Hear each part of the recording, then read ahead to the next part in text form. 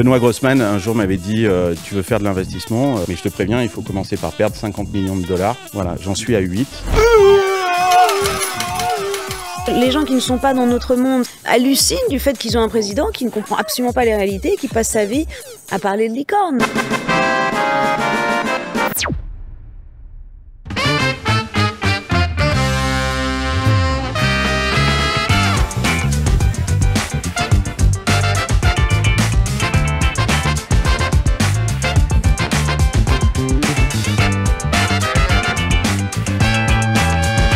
J'ai rien compris.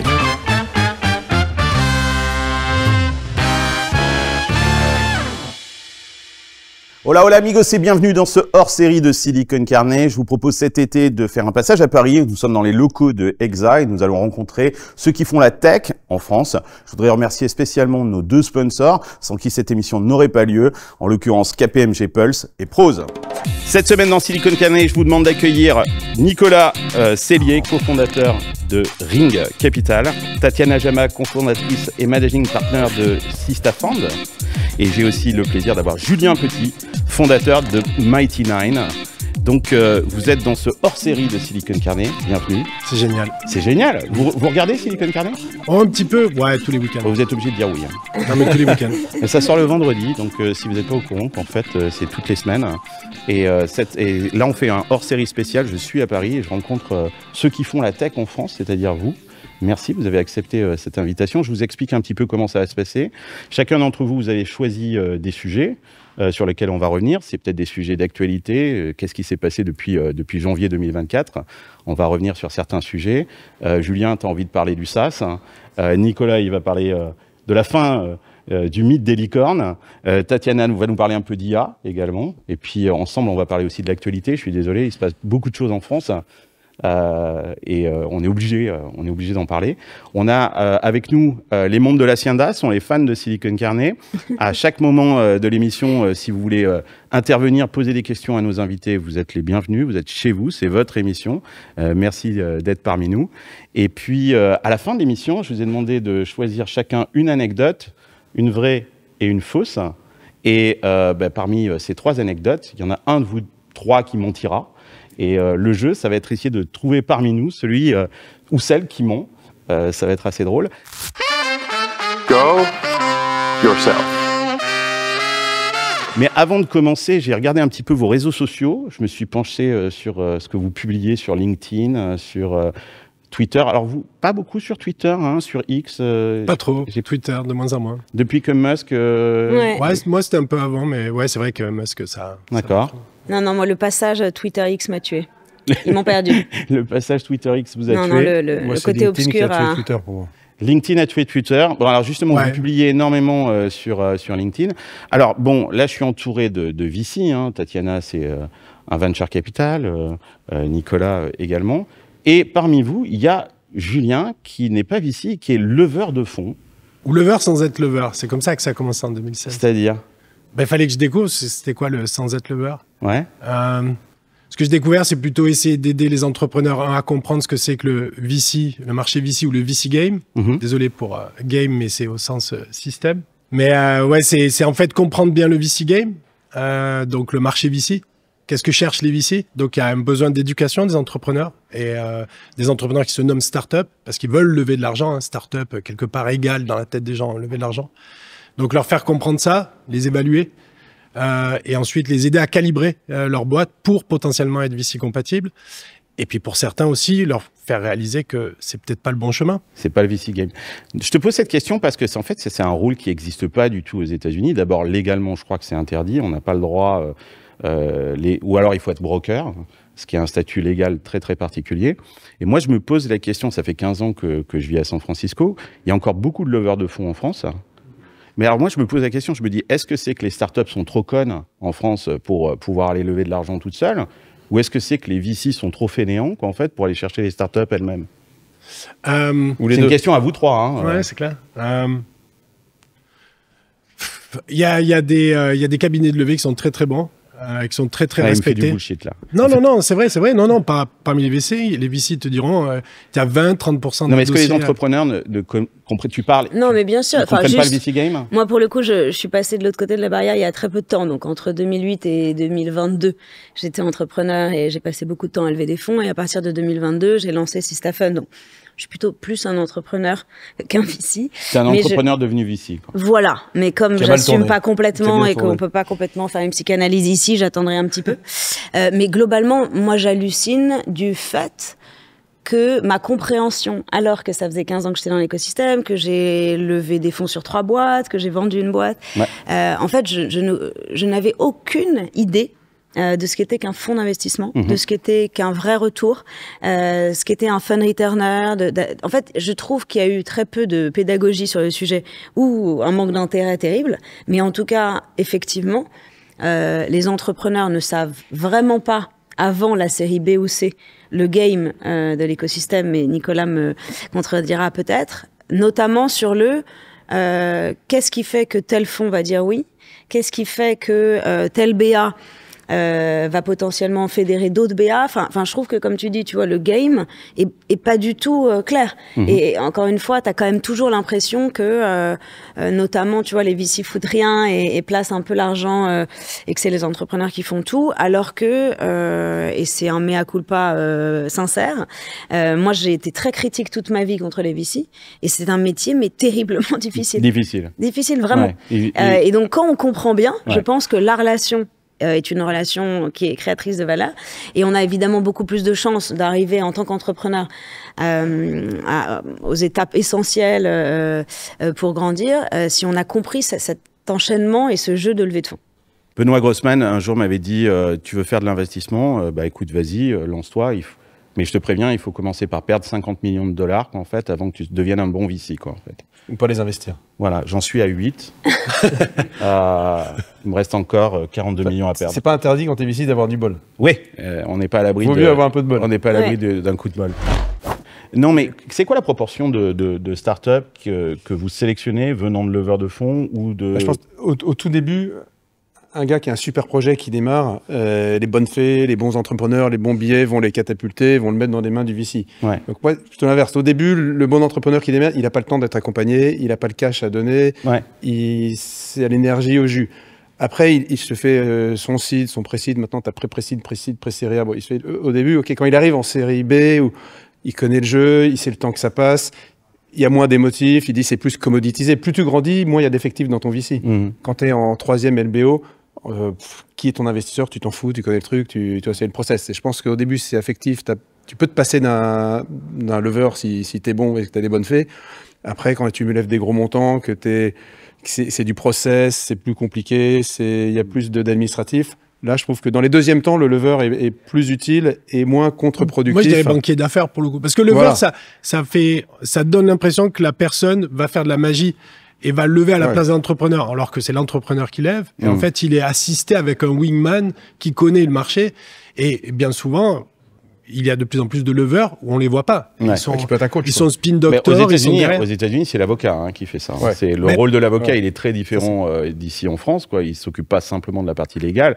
C'est lui qui a les connexions, c'est lui qui a le réseau, c'est lui qui déjeune tous les jours avec des VC, c'est lui qui va faire ce wingman, cet intermédiaire. Et tu gagnes du temps. T'as pas un avocat qui fait ton juridique et qui doit se coordonner avec un lever qui fait ta négo. Quand le mec est à la fois au juridique et à la négo, bah, c'est beaucoup plus simple et beaucoup plus efficient. Non, mais ça commence à arriver, mais c'était un écosystème qui n'était pas du tout assez mature il y a une quinzaine d'années pour avoir la fusion entre des avocats et des gens qui connaissaient bien l'écosystème. Tu as des entrepreneurs exceptionnels qui font toute leur levée et que ça amuse, et tu as aussi des entrepreneurs qui sont exceptionnels mais qui sont très scientifiques ou plutôt dans une logique de recherche et qui ont du mal avec le côté très business et très théâtral de la levée, parce que globalement tu as aussi des gens qui sont des génies en levée et qui en fait derrière délivrent pas. Ouais, mais en même temps tu vois quelle est tu vois la force brute de l'entrepreneur. T'as pas l'espèce de fil du lever qui te met une distance, qui peut masquer les messages, faire perdre l'entrepreneur en authenticité. Oui, mais le game du VC aujourd'hui, est un game qui, pour le coup, est pas extrêmement clair dans le sens où c'est pas comme si on était sur un marché transparent où en fonction, tu vois, de l'offre et de la demande et de la valo, tu t'en sortais. C'est que globalement, tu as un mix de FOMO inimaginable où en fait, quand même, tu vois, quand il y a un dossier que tous les bons BA, je crois qu'on est ici... On est au cœur de là où ça se passe. En fait, voilà. Ouais. Et donc, si tu as un Thibault Elzière qui dit je mets, bah, tu as effectivement une dizaine de BA qui mettent derrière et donc des fonds qui s'y intéressent. Mais c'est une espèce de jeu avec un manque de transparence quand même, qui est étonnant et qui, à certains égards, notamment quand tu viens pas, je pense, voilà, des externes peuvent aider à y voir plus clair. D'accord.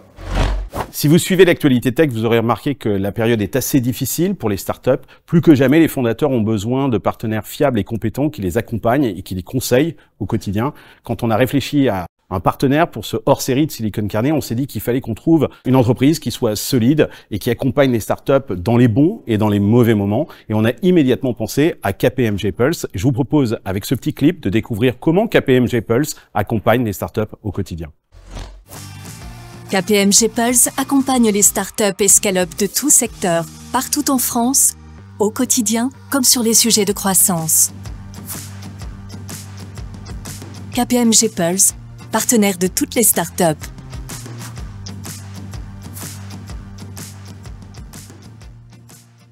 Tatiana, on se connaît depuis un bout de temps. On avait commencé notre aventure ensemble avec les pigeons. Pigeons. Tu te rappelles? Ouais, très C'était bien, quelle année, j'adore ça cette histoire. C'était Tu sais 2012, que j'avais 2011. revu François Hollande sur le marché de Tulle. Ouais, tu l'as vu ça? Oui, on s'est Carlos re-embrassé à nouveau. Et le en fait. fondateur des pigeons. C'est vrai que Oui. les gens ne le savent pas. Parce que Et t'es les moi, gens ne le savent c'est le pas. mec qui a créé les pigeons, qui a initié les pigeons. C'est toi. Absolument, c'est moi qui ai lancé ce groupe Facebook qui ensuite... après, les gens, tu sais, c'est comme les résistants en 45. Hein. Il y a eu beaucoup plus de résistants à la fin de la guerre qu'au début. Ouais. Et puis, il y a des gens qui ont écrit des bouquins et tout ça. Donc, effectivement. Et avec Tatiana, je me rappelle, c'était sur les premiers jours, on a commencé à échanger ensemble, on a créé Ouais. ce groupe. Non, mais on se connaissait pas, c'était sur on se connaissait Facebook. pas. Ouais, Et c'était en 2011. en 2011. Et je me souviens que c'était un samedi soir, très tard. Vendredi soir et samedi pour toi, ouais. Voilà, Ouais, et c'est bon, ça. on chattait, mais on se connaissait Ouais. pas. Et il y avait Jean-David Chamboredon de chez Isaïe qui avait écrit une tribune. Dans la tribune. Voilà, tribune. il y avait Fabien Cohen qui était le fondateur d'Appen, Ouais. qui était Qui était là au tout début. qui était là au tout début. Et on a lancé ce groupe-là pendant le week-end, pendant que, effectivement, les journalistes étaient certainement à la Baule ou au Touquet ou j'en sais rien, quoi, en fait, et ils n'ont pas rien vu arriver.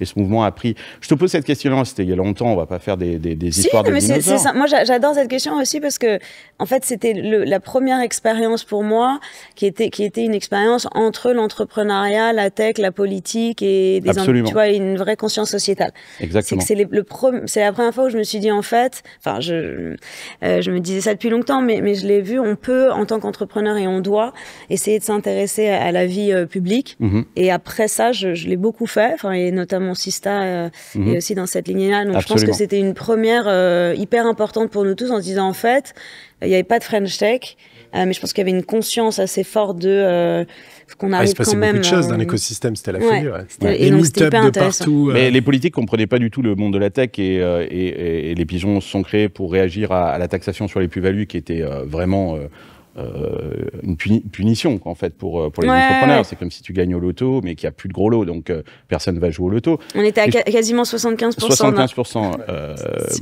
Si Christian Ecker nous écoute, je le salue.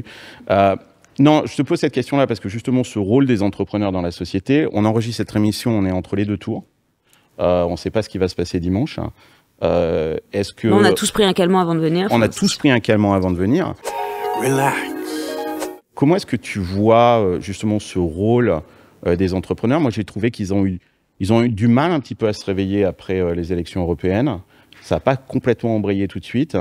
J'ai l'impression qu'ils étaient surpris par le résultat, alors que finalement la France entière s'attendait à ce résultat-là.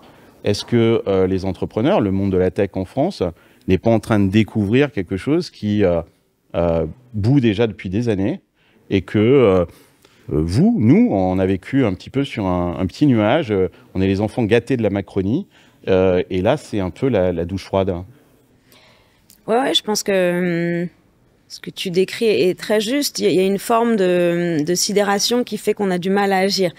Je pense qu'on l'a vu venir évidemment ces 5 dernières années, qu'il y a eu quand même un certain nombre de choses qui ont été faites par des entrepreneurs justement pour porter quand même cette French Tech. Au fond, Sista est issu aussi d'un mouvement où énormément d'entrepreneurs et de venture capitalistes se sont dit en fait il y a un problème, et d'accélérateurs aussi. Ils se sont dit en fait on se met ensemble et on décide collectivement d'essayer de faire mieux. Et donc, je pense qu'on a prouvé à différents moments que les entrepreneurs se mobilisaient dans l'intérêt général. Ça a été vrai pour les pigeons, et pour le coup, c'était pas juste un problème de taxation. Se mobiliser pour nos intérêts. Non, c'était se mobiliser pour rester. Ouais. Enfin, c'était, moi, je me souviens très bien, je venais de vendre ma première boîte, j'avais 2 ans de détention, et donc j'étais au-dessus de 75 carrément. Et donc, c'était juste un constat de se dire, soit on adore ce pays, soit on entreprend, on avait, on avait 25 ans, et on se dit, soit on entreprend ici et c'est merveilleux et on le fait tous ensemble, mais dans des conditions qui sont OK. Il n'y a pas de problème sur la taxation, mais on est plutôt sur du 35 que du 75. Et après, ça a continué. Ça a continué notamment sur Protège ton soignant, qui a été lancé pendant la pandémie, essentiellement par des entrepreneurs et des VC. C'est une initiative qui a quand même levé 8 millions d'euros, qui a déployé sur 388 hôpitaux quotidiennement des efforts beaucoup, assez mais en fait, 8 millions, dingues. ça fait aussi... C'est pas énorme non plus pour faire ça. C'est pas énorme, mais à l'époque, en confinement sur WhatsApp, arriver à faire ça et à organiser tout ça était quand même une mobilisation. C'est-à-dire qu'au lieu de s'occuper à 100% des boîtes, c'est des gens qui ont passé toute leur nuit, une moitié de leur journée à essayer d'aider. Donc, je dis juste qu'il y a quand même eu quelques mobilisations assez fortes. Ensemble Ukraine aussi était une mobilisation assez forte. Donc, moi, j'ai l'impression qu'on est une génération quand même d'entrepreneurs engagés. C'est-à-dire qu'on n'a pas juste envie de faire de l'argent et de courir. Globalement, on essaye. Je pense qu'on n'a pas assez essayé. Et c'est un peu pour ça aussi que 10 ans après, je pense que la French Tech a pris une douche froide en se disant, mais en fait, on était quand même censé un peu changer le monde, et on a fait moins bien que les gens, ils considèrent que traditionnelle. ce monde, il est pas meilleur. Il est catastrophique. Non, mais je suis d'accord. C'est un petit Et que moment la de tech n'a Donald pas Trump, du tout aidé, en fait. qu'on a, nous, oui, mais justement, ici en France, là. je pense à toi encore, Tatiana, parce que j'ai l'impression qu'on vit, et moi je le vis aux États-Unis, il y a un woke clash en ce moment. Ah oui, bien sûr. C'est-à-dire qu'un fonds comme le tien qui est là pour mais moi, soutenir... j'ai terriblement souffert du wokisme. Ouais. Enfin, tu vois... Explique ça. Moi, en gros, à la base, ma vraie passion, c'est l'entrepreneuriat. C'est te dire comment est-ce que tu peux arriver à ne pas voir le monde tel qu'il est, mais tel qu'il devrait être, et trouver des solutions. C'est les trous dans la raquette, et puis essayer à ton niveau et je trouve que c'est une aventure exceptionnelle, parce que ça te permet de travailler avec les gens avec qui tu as envie, d'acquérir aussi très rapidement potentiellement la propriété, ou de monter dans l'échelle sociale, ce que tu peux pas faire en France aujourd'hui, parce que le pays est complètement bloqué, alors que l'entrepreneuriat offre cet ascenseur. Ouais. Et j'ai découvert le féminisme très tard, en 2018, quand j'ai réalisé et qu'on m'a demandé un certain nombre d'avis sur les femmes entrepreneurs. Et donc, ça faisait 10 ans à peu près que j'entreprenais. On continue à me poser des questions un peu absurdes sur le fait qu'il n'y avait pas assez de femmes, qu'elles n'étaient pas assez ambitieuses. Et moi, je voyais pas le problème, qu'elle voulait tout le temps faire des trucs de beauté. Enfin, il y avait une espèce de brouhaha dans ma tête, ce que j'appelle un espèce de souk d'opinion, qui est le cas beaucoup sur le sujet du genre. C'est-à-dire, le sujet du genre est un sujet, j'imagine que vous l'avez tous expérimenté, tu lances ça à table, tu vois, t'es sûr que tout le monde se fâche. Parce que c'est un sujet où tous les biais sont permis. Donc, en fonction de si ta mère travaillait ou pas, si ta femme travaille ou pas, si t'as des enfants et leur genre, culturellement, enfin voilà. Donc, c'est un sujet très, très compliqué. Je vois beaucoup de parallèles d'ailleurs avec l'IA, dont on parlera tout à l'heure. Et donc, en gros, quand donc cette question est arrivée de pourquoi est-ce qu'il n'y a pas assez de femmes entrepreneurs et pourquoi elles sont pas assez visibles. À l'époque, c'était même pas, elles sont pas assez financées. J'ai commencé à compter. Et donc, en comptant les femmes pour que les femmes comptent, qui est devenu un peu notre slogan, on a réalisé qu'il y avait que 2% de l'argent du venture qui était allé à des femmes entrepreneurs sur les 10 dernières années. C'est pas un problème français, c'est la même chose, c'est pire aux États-Unis. Oui, mais tu vois, à la base, on n'avait pas d'explication et pas de chiffres. Ouais. C'était du grand n'importe quoi de quand même les femmes, elles manquent d'ambition. Ouais. Alors, tu vois, ça c'était vraiment, ou sinon elles n'entreprennent pas. Et on est arrivé à... Il y a un énorme problème systémique, parce que le 2%, c'est pas du 25-30% comme on voit dans l'économie traditionnelle. Donc évidemment qu'il y a des problèmes de mixité en entreprise, mais là c'est autre chose. Et donc c'est à partir de là que moi j'ai commencé à lier donc mon féminisme, que j'ai considéré être un féminisme d'action, et l'entrepreneuriat. Et globalement, je disais que le wokisme m'avait fait du mal, parce que pour moi, je suis dans un féminisme pas d'opposition. d'opposition peut-être, parce que tu es forcément dans une critique quand tu essayes de reconstruire. Par contre, moi, je considère que l'entrepreneuriat est une chance pour les femmes parce que ça te permet de commencer sur un plancher. Tu vois, et donc t'as pas de plafond de verre. Le problème des femmes aujourd'hui, mais aussi des minorités, c'est que t'as des plafonds dans tous les sens. Sauf que les plafonds de verre, ils sont compliqués à briser, et quand tu les brises, ça fait très très mal. Et globalement, on a bien vu sur une génération, il n'y a pas eu d'avancée incroyable. Alors que quand tu commences sur un plancher, c'est inimaginable. Moi, à 25 ans, je parlais d'égal à égal avec Pépi, qui avait la SNCF. Bon, moi, il y avait que moi sur mon cabis. Mais globalement, on était quand même d'égal à égal. C'est inimaginable, en fait, le potentiel, tu vois, d'imagination et d'ambition que ça te crée. Alors, voilà. Pépi, qui est le patron, qui était le patron de la SNCF. Pépi, l'ancien patron de la SNCF. Voilà. Qu'est-ce qu'il fait aujourd'hui, Pépi? Il est... Qu'est-ce qu'il fait? Je sais plus. Non, c'est a vu Pépi. Et si quelqu'un a des nouvelles... Pépi est dans la salle, il lève le doigt. On lance une recherche. nous fascine, quoi, en fait. Ouais. Parce que Pépi nous manque.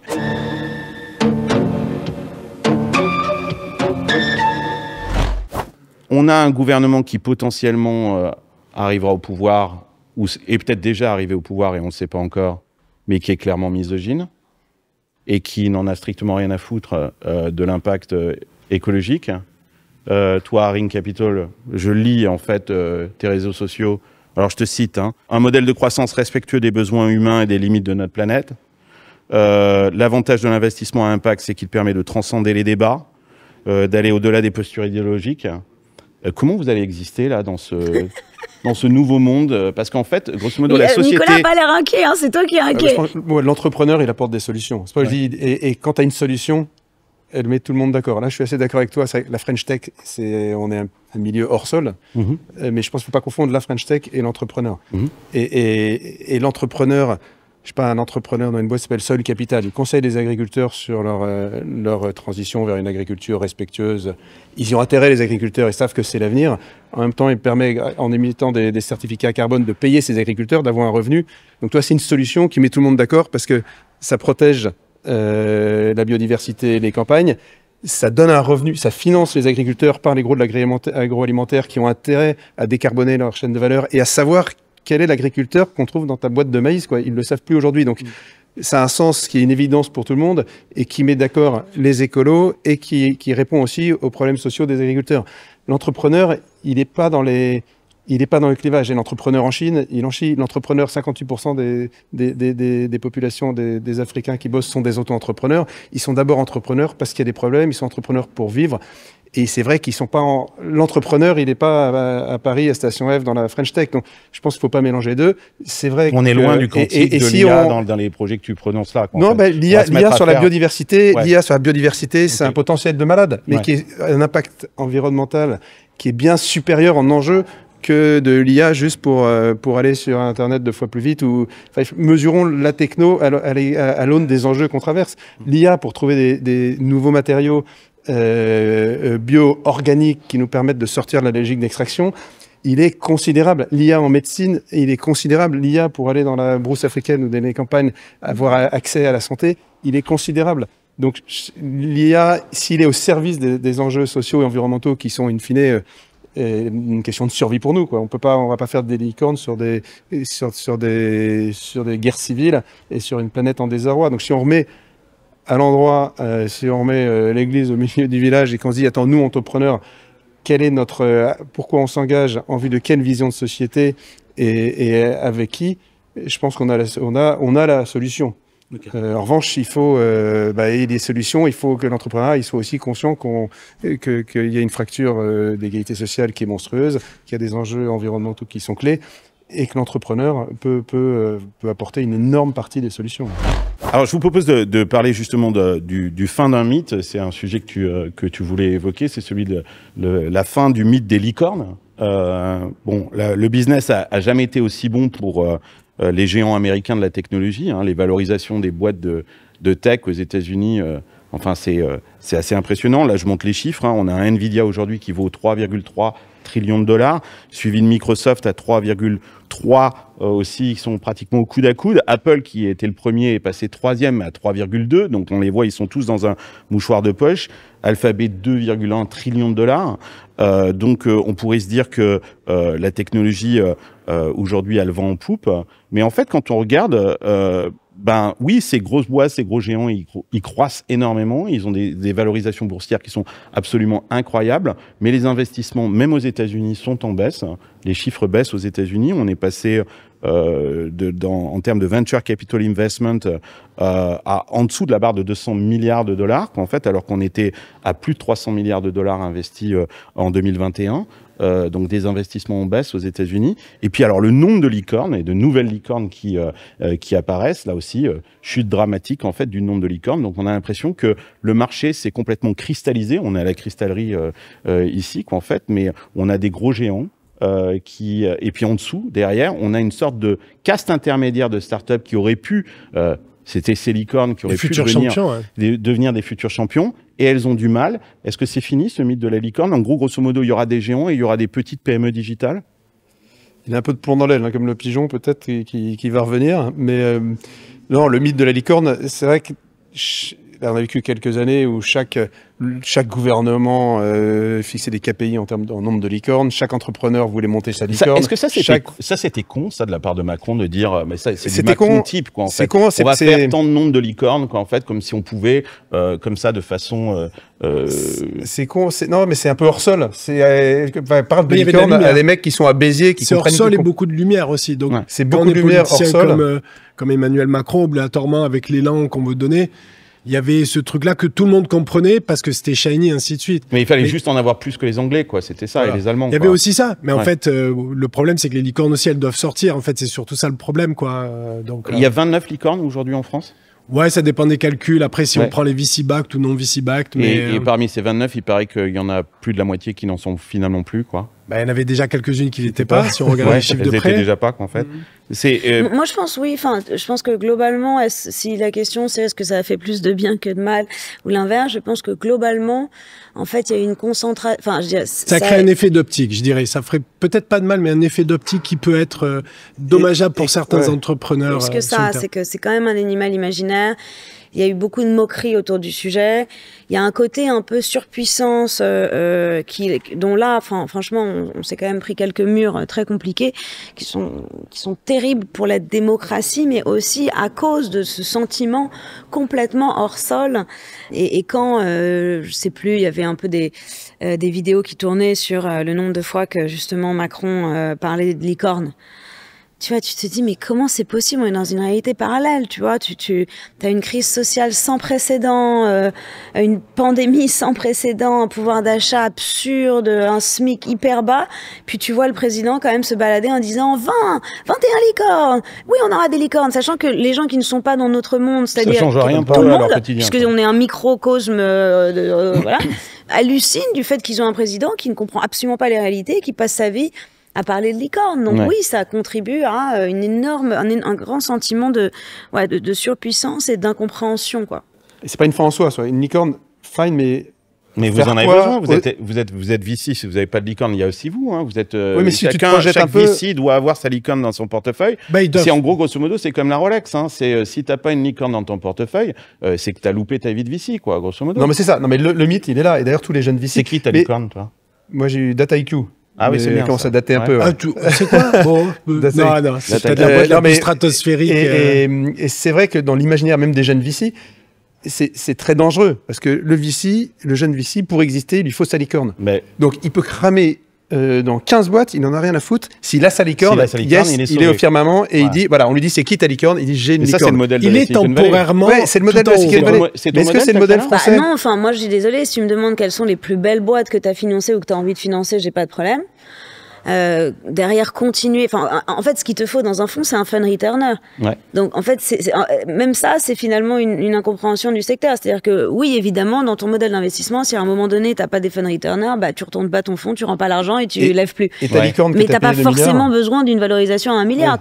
La plupart des très beaux fonds d'ailleurs qui ont fait des retours incroyables, c'est aussi des performances qui ont pas une différence entre la licorne et 20 autres boîtes qui vont au tapis, mais plutôt un intermédiaire. Donc encore une fois fois, si une boîte arrive, déjà c'est dur en France, à se vendre 200, 300, 400, 500 millions, c'est déjà énorme. Ouais. Et tu peux très bien tourner un fonds avec quelques boîtes dans ton portefeuille qui sont à ces centaines de millions sans forcément atteindre le milliard. Et de toute façon, encore une fois, c'est aussi beaucoup de blabla dans un écosystème français où il n'y a pas d'exit. Ok.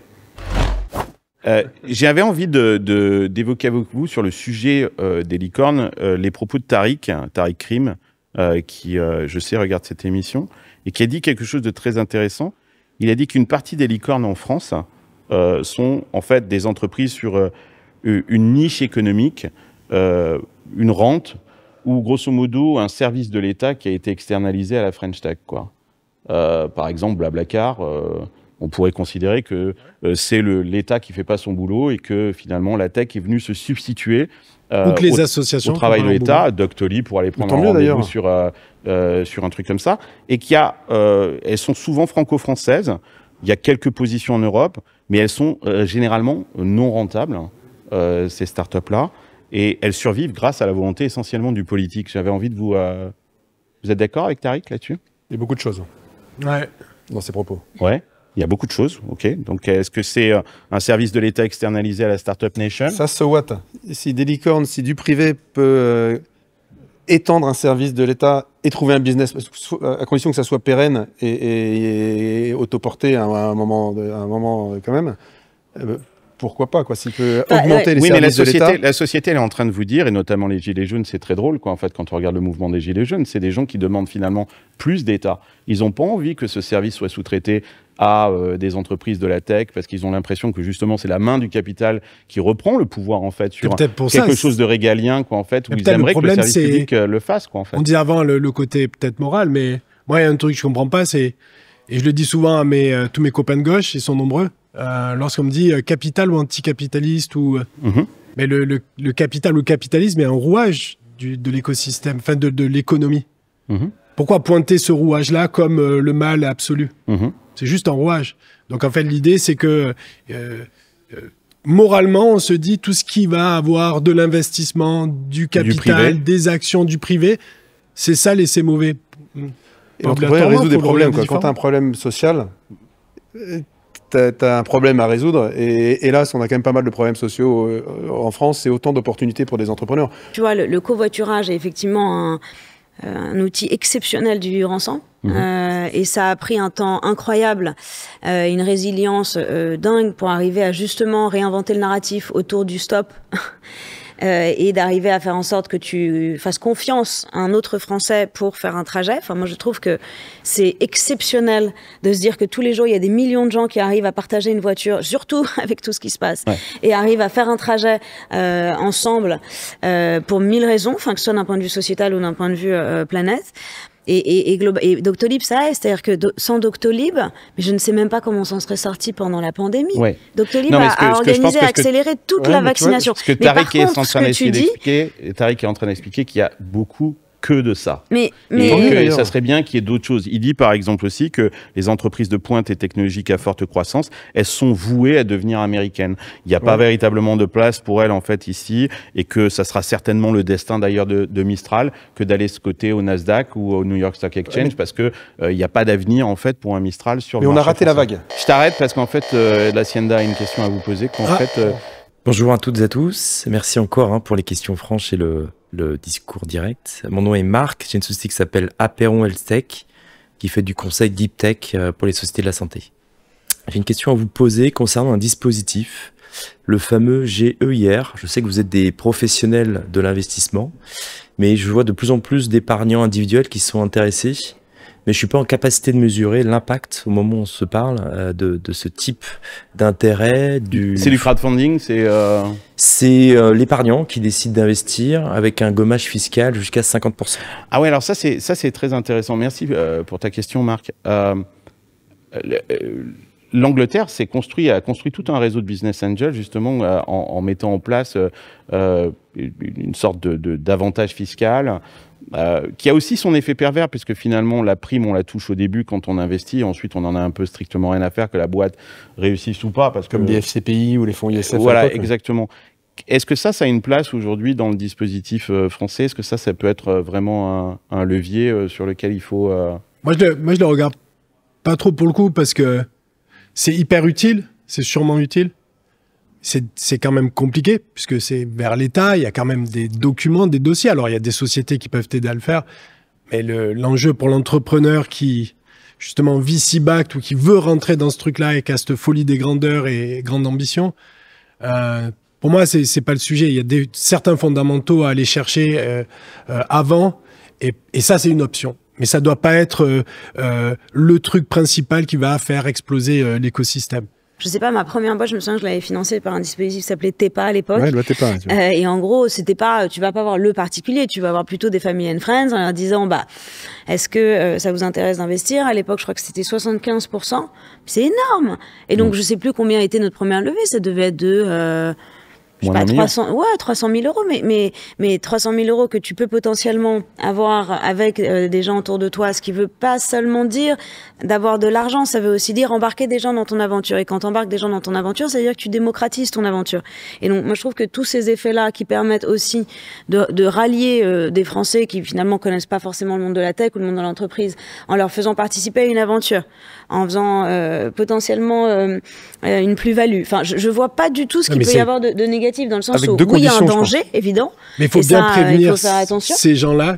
Bien sûr, mais que massivement des gens investissent dans une économie numérique, tant mieux. Enfin, et moi, je trouve que si ça pouvait être encore plus important en termes d'abattement, ce serait très bien. Un autre sujet sur lequel tu voulais revenir, Julien, c'est... bon, alors ici, on est dans le temple du SaaS. Hein. Ah ouais. Je fais gaffe, il va falloir qu'on parle à voix basse parce que Amaury de Exa est venu me voir hier en me disant... ouais, il y en a marre, tu es toujours en train de dire que le SaaS va mourir. Ici, on fait du SaaS, en fait. On est chez Exact, en fait. C'est ici que se fabrique le SaaS, en tout cas à Paris. C'est SaaS.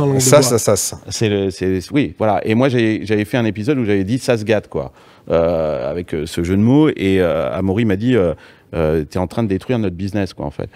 Donc, il va peut-être se pointer, Amaury, il va venir nous engueuler. C'est clair. Non, mais il y a un truc intéressant, c'est que le SaaS a été quand même la machine à sortie, notamment quand on regarde les sorties en Europe, c'est essentiellement des boîtes de software. Je ne sais même plus s'il faut faire la distinction SaaS-software, puisque tous les softwares sont maintenant as a service. As a service, ouais. Il se passe quelque chose aujourd'hui de très intéressant quand on observe qu'il y a une sorte de players intermédiaires qui sont là un petit peu bloqués aujourd'hui.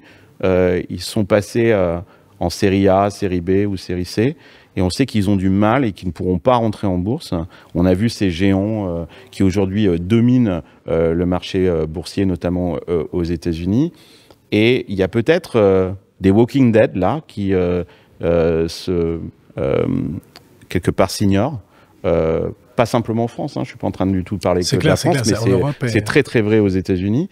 Tu voulais parler de ça, Julien? Oui, bien sûr. Ouais, c'est que justement, l'effet licorne fait qu'on a regardé que les licornes. Et en fait, l'idée, c'est... alors, moi, pour expliquer mon biais aussi, c'est que je regarde vraiment le côté VC, quoi. Et je milite pour que les entrepreneurs se mettent plus à la place du VC. Parce que c'est un partenaire qui va durer longtemps. Donc, si tu veux vivre avec quelqu'un en colocation, en mariage, tu as intérêt de comprendre sa psychologie et ce qui l'inquiète tous les jours. Mais la performance d'un VC passe par des exits quand même... assez stratosphérique, quoi. Et le problème, c'est qu'on regarde simplement les licornes et maintenant on peut... Et donc, la question, c'est est-ce que ces licornes vont sortir? Parce que si elles sortent pas, le problème, c'est que les VC qui ont parié dedans vont avoir des problèmes, qu'il y a des raisons techniques de waterfall, comme on dit, c'est-à-dire une boîte, je sais pas, valorisée 1 milliard qui sort à 200 millions, il va avoir un problème pour ceux qui ont été les premiers investisseurs, voire les fondateurs. Mais aujourd'hui, les SaaS, elles ne sortent pas. D'abord, elles ont des valorisations qui sont très très hautes. Elles sont très hautes, ouais. Ensuite, on sait que ceux qui achètent ces acteurs de SaaS sont généralement américains, ouais. Et qu'on a aujourd'hui la FTC aux États-Unis qui permet de moins en moins aux gros players, que ce soit Microsoft, Google, etc. Même l'Angleterre, pour Figma. C'est l'Angleterre qui a bloqué. Hein. Adobe n'a pas pu racheter Figma, par exemple. Donc, on a... Bon, alors, tout ça va s'améliorer. Ne vous inquiétez pas, Trump arrive. Donc, les M&A vont repartir. Donc, ça, c'est plutôt une bonne nouvelle pour vous. Vous voyez, vous pourriez vous réjouir, en fait, de l'arrivée de Trump. Le seul problème, c'est que si le Rassemblement national est là, peut-être qu'il ne permettra pas que vous vendiez ces startups aux Américains. Donc là, vous allez être bloqué. En fait, on se rappelle de Dailymotion ou des choses comme ça. Mais il y a cette situation-là, et on a aussi une situation qui est très intéressante à observer, c'est que le SaaS est aujourd'hui mis en péril aussi par l'IA. On voit que ces sociétés ont une rentabilité qui, quelquefois, est faible, n'ont pas assez de cash, elles sont trop valorisées, elles ont du mal à lever de l'argent, elles n'ont pas suffisamment de cash non plus pour modifier leur structure interne et recruter des profils IA qui, d'abord, sont plus très difficiles à trouver. Je rappelle qu'aujourd'hui, OpenAI fait des offres de recrutement à $800 000 par an, quoi, avec un package de 2 millions de dollars. Donc, qu'est-ce qu'on va faire de ces intermediate players, quoi, en fait, Julien, c'est quoi l'avenir, là? Je sais pas, pardon, mais en fait, le truc qui me bloque, là, dans la question, c'est que, évidemment, enfin, on est effectivement quand même entre deux tours, c'est quand même un moment un peu particulier. Ouais. Je pense que évidemment on est en train de parler du fait que nos industries vont souffrir d'une crise monstrueuse, mais globalement on n'en est pas là non plus par hasard. Et donc si à un moment donné on peut peut-être faire des technologies qui sont un peu plus inclusives, qui parlent creusent plus pas les inégalités. Ouais. Enfin, tu vois, et donc, pardon, mais je trouve qu'il y a quand même un moment donné où qui est-ce qui paye? C'est technologique, ce que tu dis. Si on commence à faire des technologies on qui parle servent, de SaaS en fait... depuis, tu vois, on parle de SaaS depuis Mais les un quart d'heure. Je te dis globalement, si en fait, à un moment de SaaS was eating the world, et donc on parlait que de ça, je sais pas, il y avait des stickers partout, c'était la folie, on disait ça, on va te manger. Now AI is eating software. Voilà. Et que finalement, si dans l'AI, il y a peut-être une ambition aussi sociétale de dire tu ne fais pas que de l'argent et que tu peux rétablir encore une fois des choses qui pour le coup vont très très mal, c'est peut-être une opportunité encore une fois. Tu n'es pas obligé de le voir que dans le côté négatif de le SaaS-tombe, mais tant mieux en fait. Il y a un moment donné où qui va racheter. Mais racheter, ça dépend de. Tu parles des SaaS qui sont en train de tomber. On a besoin d'un exit à la fin. S'il y a de l'argent de VC, tu parles de choses qui. Tu vois, moi, je pense que Mistral, par exemple, ne va avoir aucun problème à trouver son exit. Aux États-Unis. Que je sais pas. Est-ce qu'on va permettre que Mistral se vende à une boîte américaine? Permettre, c'est essentiellement des investisseurs privés aujourd'hui, donc ils font ce qu'ils veulent. Non, parce que si c'est un sujet qui est considéré comme stratégique en fait pour la France, je pense que le traumatisme Dailymotion. Ouais. Non, c'était ça le. Oui, je rappelle c'était un gouvernement de gauche en plus. Il y a eu un grand moment traumatisme Dailymotion et après il y a eu App Gratis aussi, grande panique. Ouais. Je sais pas si on est exactement dans le. Deezer aussi. Deezer aussi, oui. Ouais.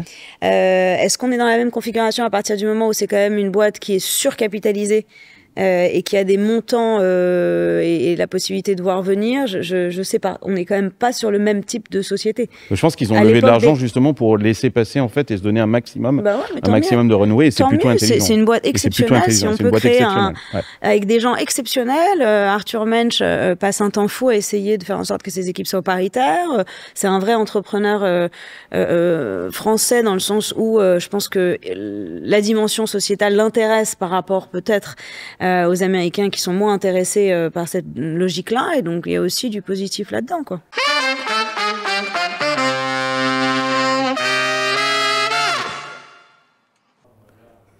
Depuis qu'on a lancé la chaîne YouTube, vous êtes de plus en plus nombreux à me demander quelle est ma morning routine. Eh bien, pour avoir des beaux cheveux, j'utilise les produits Prose. Les produits Prose, c'est une gamme de soins pour les cheveux et pour la peau qui détermine en fait une formule unique à vous. Et d'ailleurs, je ne mens pas parce que si vous regardez cette bouteille, il y a mon nom et avec ma formule qui a été déterminée à base d'intelligence artificielle. C'est une super start-up. Pour moi, c'est une des pépites de la beauty tech. Depuis 2018, ils ont réalisé pas moins de 1,5 milliard de chiffre d'affaires. Ils sont 3 cofondateurs basés à Paris et à New York. Et en ce moment, ils sont en train de recruter des ingénieurs dans le domaine de la data science et de l'IA. Et je vous invite vraiment à aller faire un tour sur leur site web. Alors, on va passer dans la dernière séquence de cette émission. Je vous ai demandé à chacun de réfléchir à une anecdote, une vraie et une fausse. Je ne sais pas... J'ai pas dormi la nuit pour essayer de trouver. C'est vrai ? Je te jure, j'ai galéré. Donc, vous allez chacun nous donner une de vos anecdotes et il y en a un de vous qui ment. Et on va essayer de trouver ensemble qui ment. C'est le qui il se gratte l'œil. Il se gratte l'œil, c'est déjà un signe. C'est comme tu joues de société, c'est de voir qui va tricher. C'est ça, c'est pas le loup-garou, un truc comme ça, et après on finit tous. Non, c'est Kem, ça. Écoute, justement, Nicolas, tiens, ça t'apprendra quand tu vas commencer. Qu'en fait, alors raconte-nous une histoire, tonton Nicolas. C'est le qui ment. Mais qui c'est qui ment? C'est pas moi. Moi, ça se passait il y a quelques années au Mobile World Congress, toi, ça reste très tech. C'est à Barcelone, ça. À Barcelone, ouais. Barcelone. Tu vois, je connais mes classiques. Hein. Ouais. Bah, t'es barcelonais, à moitié barcelonais, t'es catalan en plus. Et j'ai un pote qui m'appelle en me disant, tiens, je pars skier demain, on a un problème, c'est que je peux pas prendre le hamster. Est-ce que tu peux me prendre ton hamster? J'étais à Barcelone, je dis, ouais, pas de problème, appelle-moi demain. Barcelone. Non, le mec vit à Paris. D'accord, il fallait que tu reviennes à Paris. Et moi, je revenais le soir même à Paris. Je dis, écoute, je suis demain à Paris, je suis ce soir à Paris. Appelle-moi demain, dépose-moi ton hamster en partant skier avec ta famille, y a pas de problème. Je t'attendrai. Puis je reviens tard de Barcelone. Je vais au bureau. Et là, vers 10h, je dis merde, j'ai pas ouvert mon téléphone. J'ouvre mon téléphone et je vois 50 messages. Putain, on part. Et mon hamster, tu m'as pas. Je l'appelle, écoute, je suis là dans un quart d'heure, un coup de moto. Je suis à la maison, va à la maison. Attends-moi en bas. Je suis là dans un quart d'heure. Je prends ma moto, j'arrive. Et là, je prends ma moto. J'arrive en bas de chez moi. Je mets ma moto en face. Je le vois avec ses enfants et son hamster. Je commence à traverser la rue et là, je vois 10 flics qui se ruent sur moi, les sirènes partout, plaqués, menottés. C'est énorme. Menottés. Et je lis la peur dans les gars qui... Je dis, mais c'est quoi, police? Et je dis, police, ouais, qu'est-ce que vous étiez où là? Ben, j'étais au bureau. Pourquoi vous m'arrêtez? C'est grave. Et je dis, mais qu'est-ce que vous faites ici? Ben, je rentre chez moi. Et pourquoi vous venez? Ben, parce que, vous voyez, mon pote là, il m'a demandé de donner son hamster. Et là, les mecs de la BRI se retournent, voient le hamster. Je dis à mon pote, tu vois, j'aurais dû me douter que c'était un peu bizarre ton histoire de hamster, qu'il y avait un truc. Et du coup, il m'embarque au poste. Et j'ai passé toute la matinée au poste. Et en avion, alors les mecs au poste, d'ailleurs j'ai grillé tout le monde, hein, toutes les priorités. et au PV, finalement, j'ai dû ma libération. Ça a été long. Déjà, le gars s'est excusé de la violence et des gars. C'était une erreur, en fait, quoi. Et c'était, a priori, c'était une erreur. Et finalement, il y a eu un braquage de banque 45 minutes avant à Marne-la-Vallée. Les mecs, pendant que j'étais à Barcelone, avaient sans doute vu ma moto, copié ma plaque d'immatriculation et avaient fait un braquage avec la même moto que moi, la même plaque d'immatriculation. Et le lieutenant de police qui était là parlait au capitaine de Melun et qui lui disait, mais il devait lui dire, mais quand même, le mec, il a même moto, même plaque, même signalement. C'est lui. Même signalement, ça peut que être lui. Oui, mais il a un hamster. Et là, le mec, il me regarde et lui dit, ouais, capitaine, en même temps, c'est un motard, hein, il va pas se balader en tutu rose. Et là, le mec raccroche et il me libère. Ok. Grattez-l'œil quand même. C'est quand même gratiné. C'est bon, ok, d'accord. Nicolas. Bon, Julien. Je garde Tatiana pour la fin. Ouais, moi, c'est... Il se gratte l'oreille. Je me gratte l'oreille. C'est très mauvais signe. Je suis fait j'ai travaillé en hôtel 5 étoiles pendant un petit moment, enfin pendant quelques années, avant d'être dans ce monde de la tech. Et je travaillais au Dorchester Hotel à Londres. J'étais lobby manager, donc j'accueillais les clients. J'étais en charge des doorman, des luggage porteurs, tout ça. Donc on avait plein de clients super connus. Et un matin, en plus j'étais mal réveillé, tout ça et tout, il y a un gars qui fout le bordel à l'accueil. Et le lobby sentait mauvais, quoi. Et le gars semblait mais complètement déchiré. Il était sous. Ouah, sous, je sais pas, mais beaucoup plus. Enfin bon. Et en tout cas, il sortait d'un endroit. Et en fait, sûrement, en fait, il avait dû faire une after d'une semaine, quoi, tu vois. Okay. Et pas rentrer chez lui. Donc, t'imagines l'odeur et tout. Et je m'approche et tout. Et puis, je voyais qu'en fait, la réception était mal à l'aise. Et je m'approche comme ça, et puis le gars sort des billets, et puis les billets tombent, mais moi je veux une suite, tout ça et tout. Putain, et je regarde Elon Musk. C'était Doug Doherty. C'était Elon Musk. Et défoncer les billets de partout. À Londres. À Londres, ouais. Et oh, putain, qu'est-ce qu'on fait, machin, Julien, qu'est-ce que t'en penses? Elon Musk, ils sont mauvais, je le crois. Ouais. Mais apparemment, tu vois, je peux le croire. Mais tu vois, ces trucs de kétamine, apparemment, c'est depuis un moment, tu sais, qu'il prend pas mal de drogue, tout ça et tout. Mmh. Et il le fait de façon médicalisée, en tout cas, c'est ce qu'il dit. Ouais, moi, je l'ai croisé à Burning Man. Tu as croisé à Burning Man? Il n'était pas avec son docteur. Là. Il était, ouais, voilà. Tu vois, il n'avait pas l'assistance médicale. Là, il est à Londres, ça faisait un moment qu'il n'avait pas son docteur. Et puis, on se concert, tout ça et tout. Puis, on lui a refusé. Là, c'est dur, les gars, hein, parce que. On lui a refusé l'accès. C'était la folie. Personne voulait, tout ça et tout. Et moi, en plus, le lobby manager, je disais, mais vous le foutez dehors, quoi. Parce que mon lobby, il pue, quoi. Et puis il avait tous ses copains, alors je sais pas, qui étaient dehors, alors dans un état pas possible. Et donc vous avez mis dehors Elon Musk. On l'a envoyé au Four Seasons. Je sais pas si on l'a accepté. Ok. Je crois que j'avais pas compris l'exercice. En fait, il fallait mettre des mots-clés genre hamster, Elon Musk, lobby, hamster. tu Oui, dans tu chat pues, lobby. GPT-3, tu vois ce qui se passe. La version 3, 4. Putain, et tu puis, nous as moi, grillé. j'avais pas compris, on m'a Au dit. loup-garou, je joue pas avec elle. Non, Je suis mais sûr de perdre. on m'a dit, mais Je crois que très c'est bien. une énorme tactique en Ah, fait mais pour C'est son pas con, ça, anecdote. l'anecdote. Ah non, mais alors, C'est franchement- énorme ça parce elle va arriver à dire moi j'avais pas compris donc moi je vais vous donner une vraie anecdote et en Bah, fait évidemment. c'est elle qui Tu baisses montre, la en garde fait, et bim. Ouais. Vas-y Tatiana, on t'écoute. Oh là là, quel talent. Donc, moi, j'avais une anecdote réelle, de la vie réelle. Elle est bonne. Elle est forte. Qui Un hamster n'implique, bourré dans mon hôtel. ni Elon, ni le monsieur le hamster. Et en gros, c'est une anecdote que je raconte souvent parce que je trouve que elle est intéressante, forte. Très, très notamment. Parce que là on se dit Parce que- ouais bon bah elle la raconte souvent donc ça doit être vrai quoi. En fait elle va pas raconter un mensonge tout le temps. Mais on quoi. gagne le pin Oui, Silicon. vous avez un D'accord, pin parce que je vois que tout le Silicon monde a un Carne. pin. Absolument, vous avez D'accord, le nous, PIN non. en Ah, fait, c'est c'est le PIN, qui est le ouais. symbole de Silicon Carne. Et Détourne donc, l'attention, tu vois, c'est pas mal. Allez, non, mais on écoute. donc on est en 2011, 2012 et on. Quel mois? Merde. Je peux retrouver. On est en juin. Juin 2012. Ouais, Ok. peut-être un peu avant. On doit vendre notre société avec mon associé. Ça colle dans le calendrier. On a 2011, peut-être parce que les pigeons, c'était 2011. 2011, on a évidemment mis de côté toutes les pistes possibles de levée de fonds. On est en négo exclusive depuis, je sais pas, 2 mois. À 24 heures du closing, ils nous appellent et ils nous disent « Girls, we need to talk ». Voilà. Et en général, déjà, quand on dit girls, we need to talk, c'est que soit tu vas te faire larguer, soit que tu as un prénom au placard. Enfin, c'est clairement, tu vois, c'est pas un bon En tant moment. que femme, vous savez que ce genre de... Ouais, pas je le me suis meilleur beaucoup message. fait larguer. Oui. Et il n'y a pas de problème, j'assume. Tu sais, tu augmentes ton taux de réussite en augmentant ton taux d'échec. Exactement. Et donc, je crois beaucoup à ça, Ouais. que ce soit dans l'entrepreneuriat ou ailleurs. Et donc, paniqués, ils nous disent oui, il faut absolument que vous veniez. Donc, la vente est remise en cause. Évidemment qu'on n'a plus d'argent pour finir et payer les derniers salaires. Et les salaires de fin de mois. Et donc, on va à Washington avec mon associé.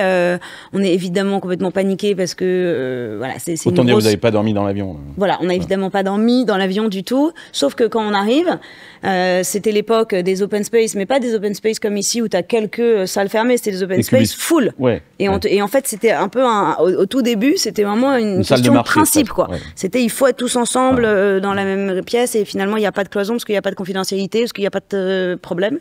Nous, c'était quand même la vente, donc on arrive, énorme open space du 3 mètres carrés. Il y avait à l'époque énormément de ballons gonflables.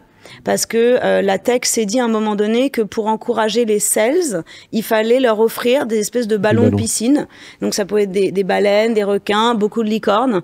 Des À chaque fois qu'ils crocodiles. faisaient une grosse vente, ils Des avaient droit à un ballon. crocodiles, voilà. Et donc, Voilà. en fait, on arrive il y a 30 000 mètres carrés, il y a des crocodiles, des licornes, des trottinettes, et ils nous disent de nous installer. Avant, ils nous disent que quand même, ils nous disent du check the kitchen. Et on dit, bah non, on n'a pas de check the kitchen. You need to check the kitchen. Ok. Parce que quand même, les GAFA, ils ont des kitchens comme ça. Ouais. Et donc, tu te dis, bon, c'est clairement, t'es hyper stressé, tu penses que ton deal va pas se faire. Là, on te dit, do you see the apples? Do you want to take an apple? Vous êtes jamais allé chez Facebook, on vous fait pareil en France ou aux États-Unis. Ouais. On Take an apple. Et tu as l'impression de crever de faim. Je dis, mais je crève pas de faim, enfin, Oui, je oui. peux m'offrir une banane, il n'y a pas de problème. Non, mais c'est parce que Et eux, là, ils tu ne dis, non, mangent take que- bananas, ouais. take bananas, it's okay. T'es là, ok, on est là, avec mon associé paniqué avec nos bananes, Toi nos avec trucs. une banane, lui avec une pomme. Quoi. En fait, ok, Pas de d'accord. problème. On s'assoit et là, tu as Cody, Jake et Eric, si vous nous entendez. Ils nous disent, so. Et tu vois, ils font un peu comme ça, un peu du théâtre Donc, sur ils la avaient table. mis en scène un peu le truc. Ils quand mettent même. un set, tu vois, il y a 3 000 mètres carrés, le truc, et puis ils font comme ça, ils tapent sur la table, comme ça, ils nous disent, do you want to build an empire? Et moi, je dis, bah oui. Donc j'ai mes petits dossiers parce que T'as tes à la notes, base je suis quoi. avocate, tu Ouais. vois, donc j'ai juste mes petits dossiers, je suis organisée, je fais oui bien sûr, donc on va ouvrir quel dossier, c'est quoi l'ordre du jour? Il fait non, repeat after me. Do you want to build an empire? Je dis, I want to build an empire. Non, louder. I want to build an empire. Et là, il regarde ma édito aussi. Et donc là, on se met à hurler toutes les deux. I want to build an empire. I want to build an empire. On hurle, on a l'air de rien, mais c'est pas grave. Il y a quand même beaucoup d'argent et des gens. Là, un mec te donne un ballon, quoi, en fait, à ce moment-là. Voilà, à ce moment-là, j'attrape un crocodile, je pars avec ma banane. Et ils te disent, OK, girl, let's do it. Et donc ça a duré, je sais pas, genre un quart d'heure. Ils t'ont fait venir pour ça? On est parti avec nos petites affaires. Et puis on s'est dit, bah, il y a quand même un petit problème, ils sont complètement dingues. On est sortis, on a appelé notre avocate qui nous dit, ils transfèrent, il y avait 16 millions qui arrivaient pour ce qui était mais monstrueux. Ils disent, je sais pas ce qui se passe, mais ils ont fait le transfert. Oui. Ils ont fait le transfert. Et nous, on repart. Et c'est fini. C'est fini. Mais ce qui s'est passé et qui est intéressant, et c'est pour ça que je raconte cette histoire absurde, c'est qu'au fond, je l'ai pas vu tout de suite, mais je l'ai compris plus tard, il y avait juste un manque... d'enthousiasme? Non, il y avait une présomption de manque d'ambition du fait qu'on était des femmes. Et donc évidemment que la plupart des binômes masculins, jamais t'aurais demandé à un binôme de hurler comme un psychopathe son ambition. Parce que c'était évident qu'un homme parce que c'était évident que nous, les deux petites nanas en plus françaises, on n'avait pas assez d'ambition. Bon, moi je crois à Tatiana. Moi aussi. J'y crois à Tatiana. Moi aussi. Non, alors si tu dis non, c'est peut-être que tu essayes d'en... Non, moi j'y crois. De toute façon, de base, je crois à Tatiana. Ok, donc... c'est un postulat. Moi, je crois en Nicolas, mais moi en le hamster. Donc Nicolas, pour toi, qui ment? Ouais, il y a un problème sur le hamster, là. Il y a un truc... Ah oui, mais il s'est défendu beaucoup trop vite, donc il est coupable aussi. Moi, je viens de me griller en disant que je croyais Tatiana de base, donc Julien. Oui, tu vas pas te démonter. Non, je vais pas me démonter moi-même. Moi, j'ai un peu de mal. Je pourrais le faire pour sauver Julien, mais ça serait... Ouais, avec le Musk bourré qu'on fout dehors, je trouve que c'est limité. Tatiana. Qui ment? Ouais. Je pense. Lui. Julien? Moi, je dis c'est Nicolas qui ment. Ok, donc on considère qu'en fait, c'est toi qui mens, quoi, en fait. Ok, donc Julien, tu es le menteur. Ouais, c'est vrai. C'était pas... c'est pas sympa quand même. Moi, j'étais content de pas avoir à mentir. C'était un très mauvais menteur. C'était pas Elon Musk, c'était Pete Doherty. Non, mais c'est ce que j'ai dit. C'était Pete Doherty, mais dans un état, vraiment, les billets de partout, il était là, c'était impossible. Okay. Et certaines personnes se posaient des questions. Moi, on a dit non, on l'accepte pas. Il faut qu'il s'en aille directement parce que c'est... Mais il s'est bien comporté. On n'a pas dû le traîner dehors. Il a compris malgré tout. Mais là, c'est marrant. T'as utilisé une histoire vraie, en fait, que t'as un petit peu transformée, mais ça n'a pas été suffisant. Ça n'a pas été suffisant, tu vois, parce que justement, c'était Elon Musk, c'était parfait. D'ailleurs, c'est quelqu'un dans la salle qui m'a soufflé le bon personnage. Ouais, merci. Elle est forte, hein. Merci beaucoup. Bon, voilà, c'était la fin de cet épisode. Je vous remercie d'avoir participé à cette conversation avec moi. C'était super sympa. Merci beaucoup. Merci beaucoup. On n'a pas parlé de tes lunettes. On n'a pas parlé de mes lunettes. Non, mais c'est mes lunettes. Ça paraît que ça me rend plus intelligent. Bah justement, donc j'essaye de paraître plus intelligent, en fait. En tout cas, et aussi un peu plus vieux, quoi, en fait. Donc voilà. C'est intéressant comme tentative. On n'échappe pas au temps. Voilà. Merci à tous. Merci. Merci de nous avoir écoutés. Merci beaucoup. C'était super. Merci pour le public. Merci à Exa de nous accueillir dans ces magnifiques locaux. Merci Thibaut. Et merci à nos Quentin. sponsors KPMG Pulse et Prose, dont j'ai mis les produits ici, qui font partie de ma morning routine. Super. Toi aussi, t'as une morning routine. Client, en fait. On va parler de ma morning routine. Et finançons des mensch. Allez, hasta luego amigos.